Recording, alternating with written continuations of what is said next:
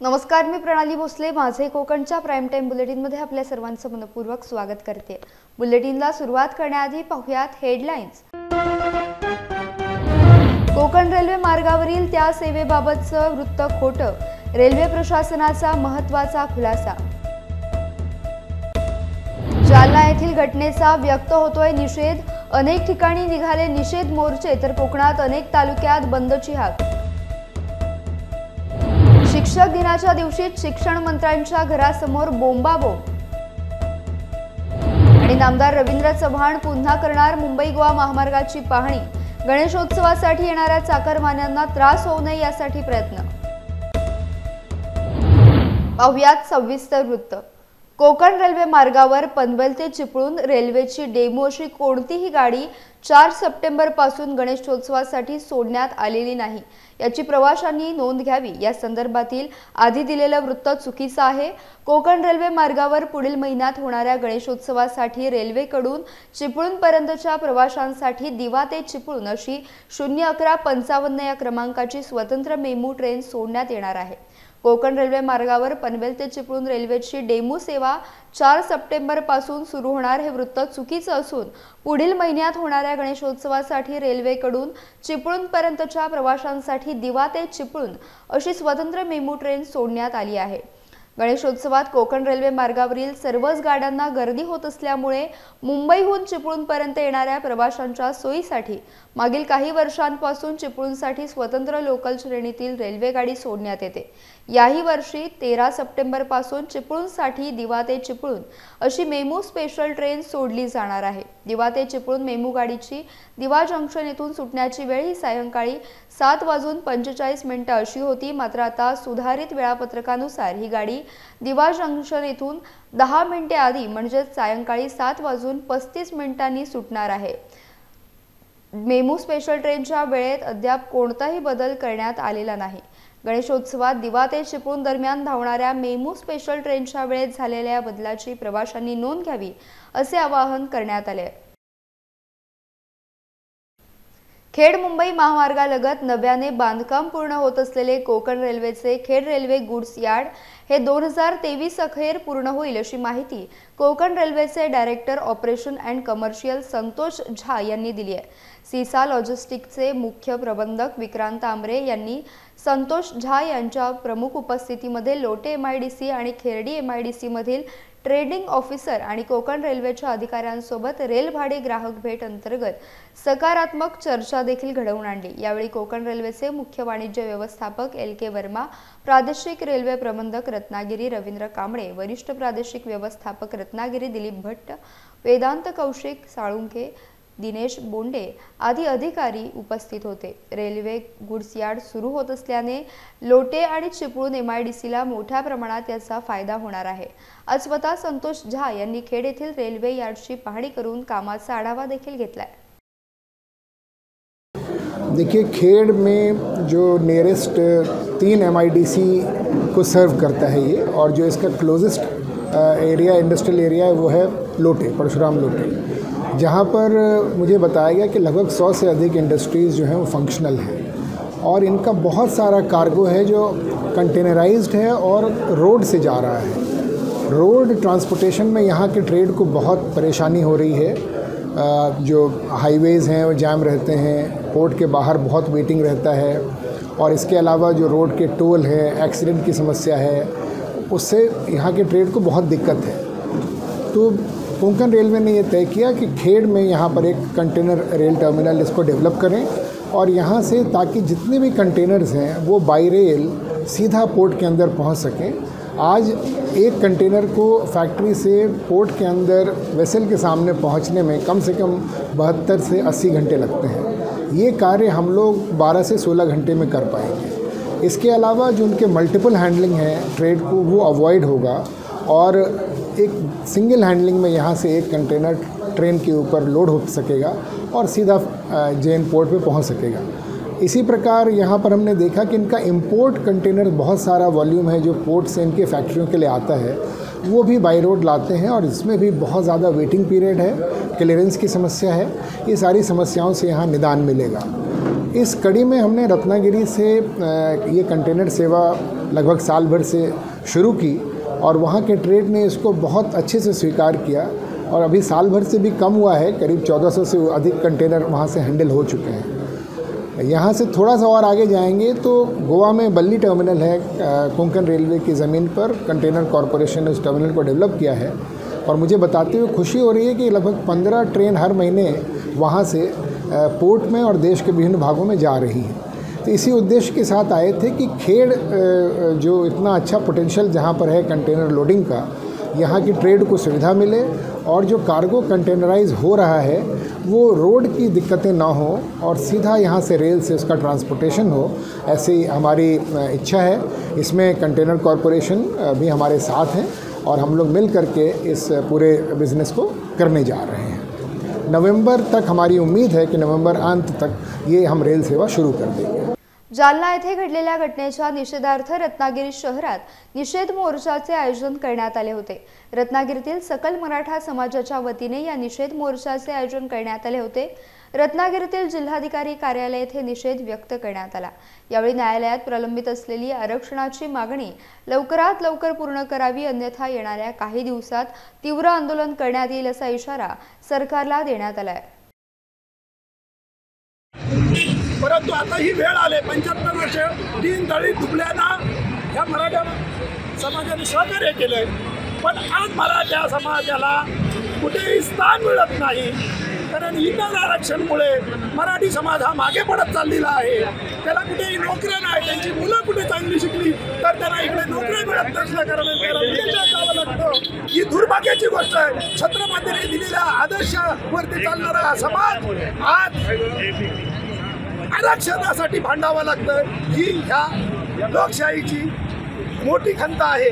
मला एवढं सांगूसं वाटतं, छत्रपतीने आपल्याला जी दिलेला आदर्श आहे त्याच्यावरती चालत 75 वर्ष झाली। आता या समाजाला मागासवर्गीयासारखी वागणूक मिळत आहे, म्हणून या समाजाला आज रस्त्यावरती उतरावं लागलं। गेली 7 वर्ष सतत हा मराठा समाज संयमाने आपली म्हणणी मांडत आहे।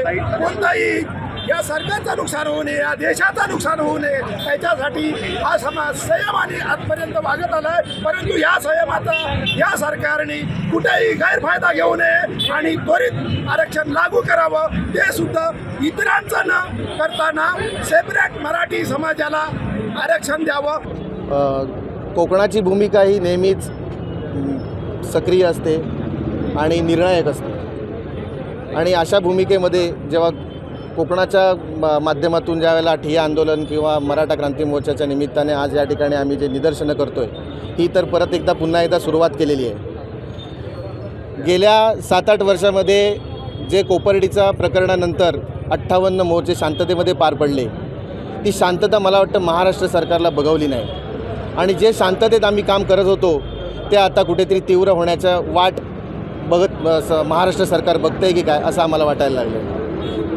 खरं तर बघायला गेलं तर कोपर्डीचं प्रकरण ही तर सुरुवात झाली होती, त्यानंतर मुख्य मुद्दा होता की आरक्षण, की ज्या आरक्षणासाठी आज राजकीय भांडवल केलं जातं आहे। आज राजकारणामध्ये मराठ्यांचं भांडवल करून त्यांना भरडलं जातं आहे, ही अशी एक तीव्र भावना आमच्या मनामध्ये कुठेतरी निर्माण होते। आणि अशा वेळेला आम्ही जेव्हा आंदोलनं करतो, आम्ही जेव्हा शांततेमध्ये आमची उपोषणं करतो, त्यावेळेला जो जालनामध्ये काल प्रकार झाला, जालना जिल्ह्यातील अंतरावली गावामध्ये सराटे या गावामध्ये जो मराठा बांधवांवरती लाठीचार्ज केला गेला, अश्रुधूर सोडले गेले, तिथे काहीतरी गोळीबार केला गेला, अशा ज्या काही ते आंदोलन दडपण्याचा जो प्रकार केला गेला, याचा निषेध म्हणून आम्ही आज या ठिकाणी उपस्थित आहोत। जालना येथील अंतरवाली सराटी येथे आंदोलनादरम्यान पोलिसांकडून झालेल्या अमानुष लाठीचार्जचा निषेध म्हणून खेड तालुक्यातील लोटे, घाणेकुंठ, सोनगाव, गुणदे, शेल्डी आणि पंचक्रोशीतील मराठा समाजाच्या वतीने गुणदे फाटा येथे फडणवीस सरकारचा जाहीर निषेध करण्यात आला। यावेळी अंतरवाली सराटी येथील आंदोलनकर्ते मनोज जरांगे आणि त्यांच्या सहकाऱ्यांना पाठिंबा दर्शवत येथील सर्व आंदोलनकर्त्यांनी सरकारच्या विरोधात घोषणा दिल्या।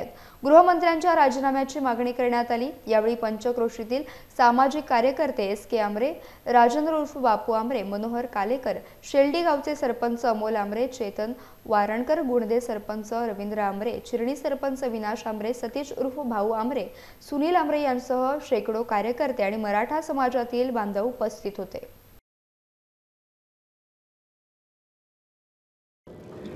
आजपर्यंत अनेक आंदोलनांनी अनेक मोर्चे निघाले, परंतु मराठा आरक्षणासाठी मराठ्यांनी जेव्हा जेव्हा मोर्चे आणि आंदोलनं केली ती सगळी आंदोलनं शिस्तप्रिय होती। कुठलीही सुव्यवस्था कायदा बिघडू नये आणि कायदा हातात घ्यायचा नाही हे मनाशी बाळगून आम्हाला आरक्षण मिळालं पाहिजे हा आमचा मुख्य उद्देश असताना आम्ही शिस्तप्रिय आणि शांततेत आंदोलन करत असताना पण जालन्यामध्ये जी घटना घडली, कुणी आदेश दिले आणि त्यानंतर लाठीचार्ज झाला, या घटनेचा निषेध करण्यासाठी लोटे पंचक्रोशी मराठा सकल यांच्या वतीने आज इथं आम्ही निषेध मोर्चा काढत आहोत। सरकारने आपली भूमिका वेळोवेळी देवेंद्र फडणवीस सरकारने आपली भूमिका वेळोवेळी सत्तेत असताना आणि सत्तेत नसताना बदललेली आहे।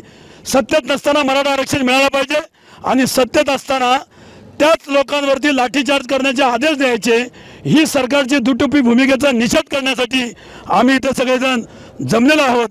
आम्हाला हा जिल्ह्यातील अंबड तालुक्यात जरांगे पाटलांच्या माध्यमातून मराठ्याचं आरक्षण आपल्याला मिळावं या भूमिकेतून जरांगे पाटलांनी जी भूमिका घेतली आणि ती भूमिका घेत असताना हे आंदोलन अधिक वेगळ्या गतीने जाऊ नये अशी सरकारला निश्चितपणे भीती वाटली आणि म्हणून संबंधित सरकारानं अर्थात फडणवीस सरकाराने हे आंदोलन दडपून टाकण्याचा एक प्रामाणिक प्रयत्न केला, परंतु त्यांना माहीत नाही की मराठ्यांची ताकद निश्चित काय असते हे त्यांना कळायला मला वाटतं फार वेळ लागला। कारण मराठ्यांचा इतिहास या तत्कालीन 2% लोकांच्या ज्या ताब्यात आहे ते त्यांना कधी कळलं नाही। कारण अटकेपार झेंडा मिरवणारा माझा मराठा आणि त्या मराठ्यांची मराठेशाही संपुष्टात आणणारी ती ज्यावेळची विचारधारा होती ती विचारधारा पुन्हा पुनर्जन्म घेते की काय, अशा पद्धतीची भूमिका देवेंद्र फडणवीसच्या माध्यमातून आपल्या सर्वांना इथे दिसून आली। आपलं सरकार निश्चित जाणार, बेकायदेशीर असलेलं हे सरकार आपलं जाणार याची एक चांगली चाहूल त्यांना लागली आणि हे आंदोलन दडपून टाकावं म्हणून अमानुषरित्या जो लाठीचार्ज केला गेला, अगदी महिलांवर देखील त्यांनी वेगळ्या पद्धतीनं लाठीचार्ज केला, अनेक लोक जखमी झाली आणि त्याचे पडसाद अख्ख्या महाराष्ट्रामध्ये उमटले आणि म्हणून संपूर्ण महाराष्ट्र राज्यात प्रत्येक ठिकाणी मराठ्यांच्या संघटना आहेत, त्यांनी या घटनेचा निषेध करावा। मराठा आंदोलकांवर झालेल्या लाठीचार्ज घटनेचे पडसाद महाडमध्ये देखील उमटले आहेत। महाड तालुका सकल मराठा समाजाच्या वतीने महाड शहरात कडकडीत बंद पाळण्यात आला। यावेळी मराठा बांधवांनी छत्रपती शिवाजी महाराज चौक ते प्रांत कार्यालयापर्यंत मोर्चा काढला। महाडमधील सकल मराठा समाजाच्या वतीने महाड प्रांत कार्यालय येथे निवेदन देण्यात आले। यावेळी संतप्त आंदोलकांनी घोषणा देत जाहीर निषेध केलाय। या मोर्चात सकल मराठा बांधव मोठ्या संख्येने उपस्थित होते।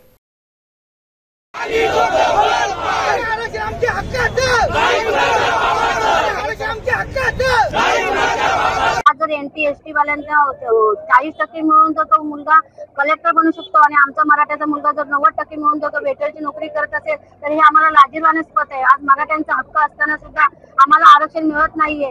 आमची मुलं वंचित राहिलेली आहेत। आज कुठलाच मराठ्याचा मुलगा गव्हर्नमेंटच्या नोकरीला नाहीये।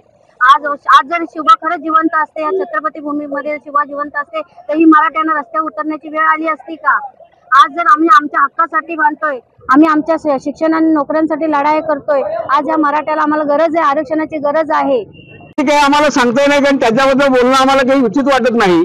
कारण आमदारांनी मराठा समाजाचे जरी समाजामध्ये ते आमदार असतील तरी ते सरकारमध्ये असल्या कारणाने कदाचित त्यांना काय वाटत असेल आम्हाला माहिती नाही, पण आम्ही समाज म्हणून एकत्र आलेले समाज बांधव आहोत, तर निश्चितपणे आमचा असाच लढा पुढे चालू ठेवू। अनेक संकट आली तरी सुद्धा सगळ्यांनी जाहीर केलेलं आहे, प्रतिज्ञा केली आहे की निश्चितपणे मराठा समाजाला आरक्षण मिळेपर्यंत आपण साऱ्यांनी एकत्र राहूया। ज्या ज्या वेळेस समाजाची हाक दिली जाईल, ज्या ज्या वेळेस सकल मराठा समाजाच्या कार्यकर्त्यांकडून विचारणा केली जाईल, त्या त्यावेळेस आम्ही सारेजण एकत्र येऊन अशाच पद्धतीने अतिशय चांगल्या पद्धतीने उत्स्फूर्तपणे हा मोर्चा आपण घेत जाऊ। यापुढे होणारी जी उपोषणं असतील, आंदोलन असतील, ती सगळ्यांनी एकत्र येऊन करण्याचं जाहीर केलेलं आहे, असं आज या मराठा समाजाच्या सकल मराठा समाजाच्या मोर्चामध्ये जाहीर करण्यात आलं। आज रायगड जिल्ह्यातील पोलादपूर तालुक्यात कडकडीत बंद पाळण्यात आला। जालना जिल्ह्यातील अंतरवाली सराटी गावातील मराठा उपोषणकर्त्यांवर पोलिसांनी लाठीचार्ज करत आंदोलन दडपून टाकण्याचा प्रयत्न केला। त्याच्या निषेधार्थ पोलादपूर तालुक्यातील सकल मराठा समाजातर्फे पोलादपूर तालुका कडकडीत बंद पाळण्यात आला। तालुक्यातील मराठा समाजाने एकत्र येत जालना येथील घटनेचा निषेध जाहीर करत छत्रपती शिवाजी महाराज अश्वारूढ पुतळ्यापासून बाजारपेठ मार्गे महामार्गापर्यंत मोर्चा काढून पोलादपूर तहसीलदार कार्यालय येथे मराठा समाजातर्फे निवेदन देण्यात आलं।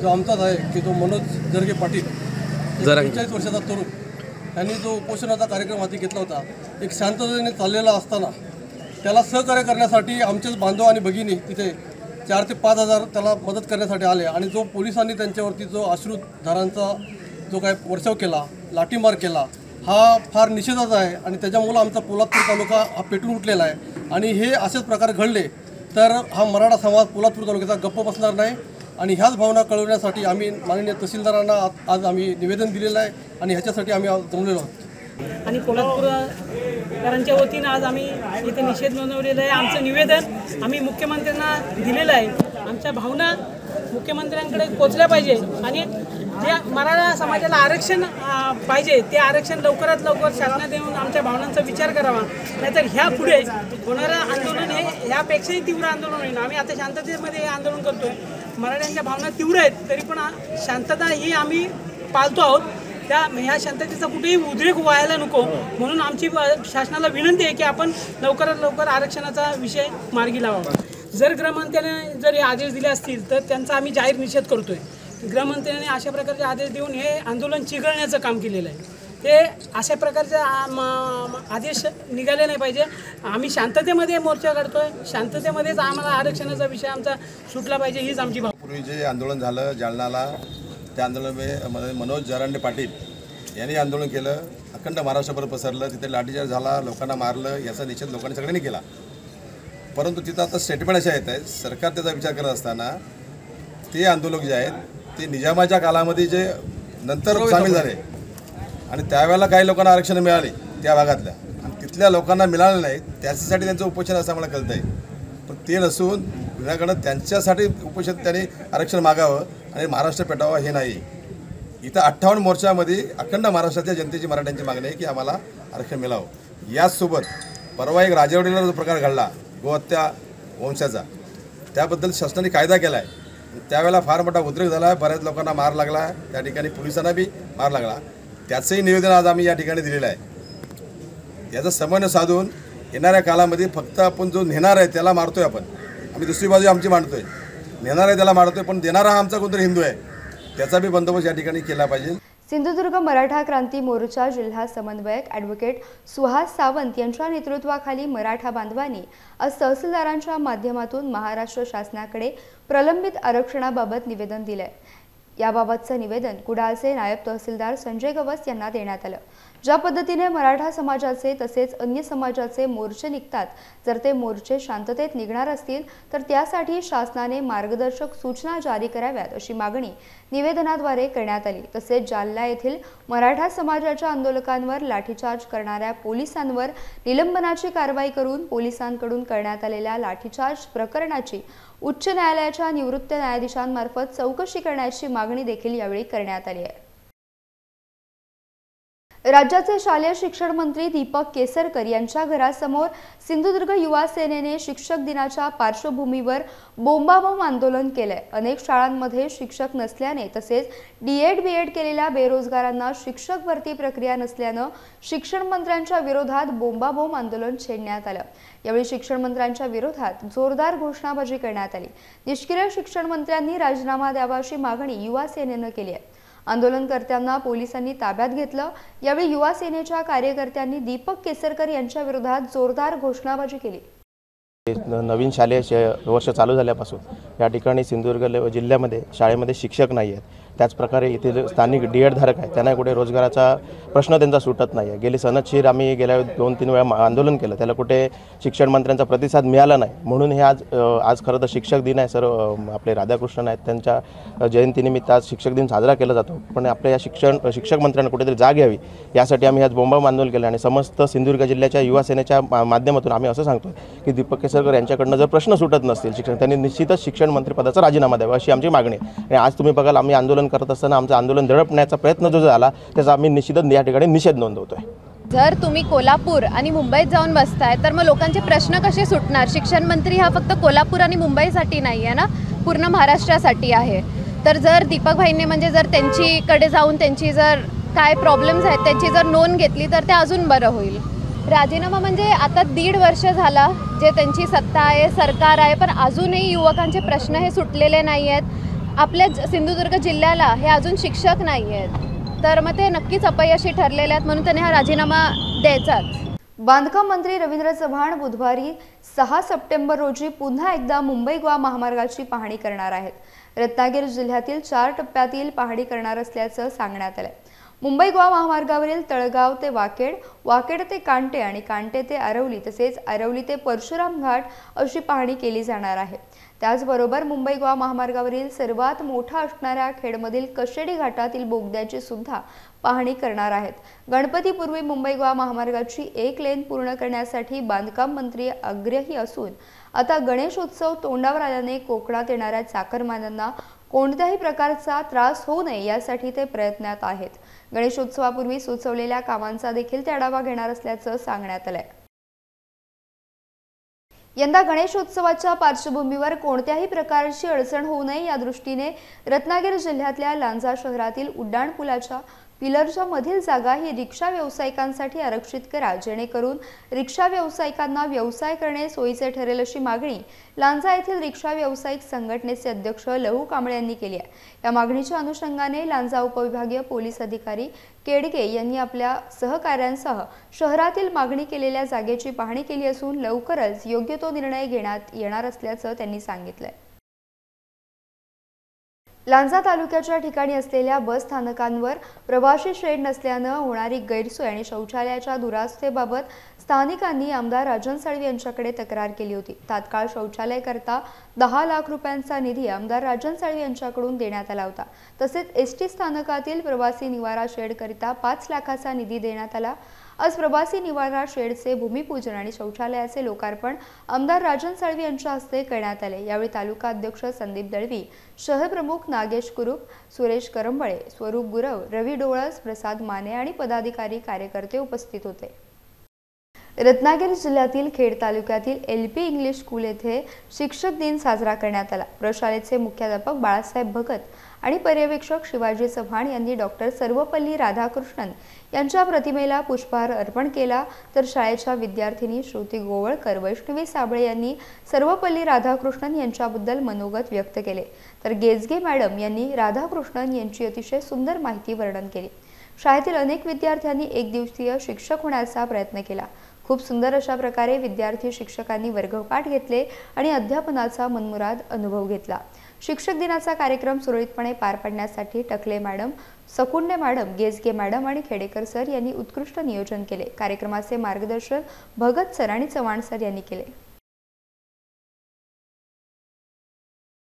रत्नागिरी जिल्ह्यातील खेड तालुक्यातील फुरुस येथील चाइल्ड वेलफेअर संस्था संचलित ideal English school and Kalsekar junior college of commerce Furus येथे शिक्षक दिन मोठ्या उत्साहात संपन्न झाला.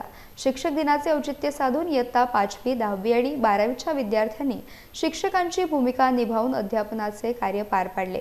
या अध्यापन प्रक्रियेदरम्यान विद्यार्थ्यांना दैनंदिन अध्यापनामध्ये शिक्षकांना येणाऱ्या समस्या आणि अध्यापन कार्याचा अनुभव घेता आला.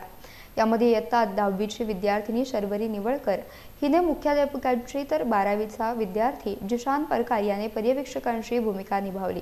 त्यानंतर झालेल्या कार्यक्रमांमध्ये विद्यार्थ्यांनी आपल्या गुरुजनांना भेटवस्तू देऊन त्यांच्याप्रती कृतज्ञता व्यक्त केली. तसेच शाळेच्या विद्यार्थ्यांनी शिक्षक दिनानिमित्त भारतातील महान व्यक्तिमत्व डॉक्टर सर्वपल्ली राधाकृष्णन, APJ अब्दुल कलाम, स्वामी विवेकानंद, सावित्रीबाई फुले यांची वेशभूषा करून त्यांचे गुरूंविषयीचे विचार व्यक्त केले. यावेळी शाळेच्या मुख्याध्यापिका मनीषा धोत्रे, पर्यवेक्षिका आयशा सन जहांगे, शिक्षक, शिक्षकेतर कर्मचारी, विद्यार्थी उपस्थित होते। शेवटी या कार्यक्रमाची सांगता राष्ट्रगीताने करण्यात आली। दहीहंडी करता मातीच्या मडक्याच्या हंडीला आणि शिंक्याला मागणी वाढली असल्याचं दिसून येत आहे। अलिबाग बाजारपेठेमध्ये नगरपालिका, छत्रपती शिवाजी महाराज चौकात आदी ठिकठिकाणी हंडी मडके विकण्यास कुंभार समाज बांधवांची लगबग सुरू झाली आहे। साधारण 50 ते 200 रुपयांपर्यंत हंडी तर दोरखंड शिंके हे 100 ते 120 रुपयांपर्यंत उपलब्ध आहेत। भारतीय हिंदू संस्कृतीमध्ये श्रावण महिन्यास अधिक मास, पुरुषोत्तम मास श्रावण महिन्यात आल्याने दुग्ध शर्करा योग जुळून आलाय। अलिबाग तालुक्यातील चौलबेला येथे माणुसकी प्रतिष्ठान, जीतनगर महाराष्ट्र आणि उत्कर्ष महिला मंडळ यांच्या संयुक्त विद्यमाने दिवंगत नारायण लक्ष्मण नाईक यांच्या स्मृती दिनानिमित्त दिनांक 3 सप्टेंबर रोजी सर्व ग्रामस्थांकरिता मोफत आरोग्य तपासणी शिबिर आयोजित करण्यात आले। या शिबिरात सुमारे 100 नागरिकांची आरोग्य तपासणी करण्यात आली। तसेच आजारांची लक्षणे दिसणाऱ्या ग्रामस्थांना मोफत औषधे देण्यात आली। हे आरोग्य तपासणी शिबिर श्री काळभैरव मंदिर चौलबेला येथे आयोजित करण्यात आले।